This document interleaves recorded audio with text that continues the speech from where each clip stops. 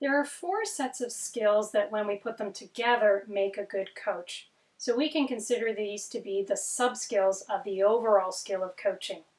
So these sub-skills are questioning skills, active listening skills, clarifying and summarizing skills, and suggesting skills. We'll take a look at each one of these skill sets in turn. We use questions when we're coaching for 2 reasons. The first one's pretty obvious.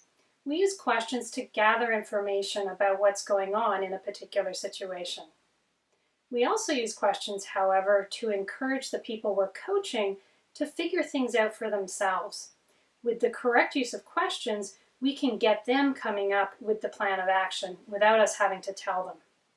When it comes to using questions, it's all about asking the right question at the right time. Open questions are used to gather whatever information the receivers of the questions want to share. So open questions don't restrict the answering person to any particular answer. Anything goes with open questions. Here are some examples. What do you think about blah blah blah? Why such and such? Describe blah blah blah, and tell me about blah blah blah. For all of these open questions, the receiver of the question can come up with whatever answer he or she wants. Closed questions are used for 2 reasons.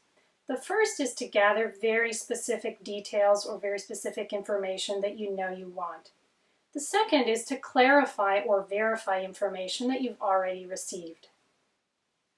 There are 3 types of closed questions that we can choose from. The first is called short answer. A short answer question has an answer that's maybe only 1 or 2 words long, and it's a very specific answer. The second type of short answer question is a yes-no question. The person answering simply has to say yes or no. And the third type of closed question is called a choice question. You're giving the answer of the question a choice of this or this, so they just have to pick. Here are examples of these 3 different types of closed questions. Here's a short answer question.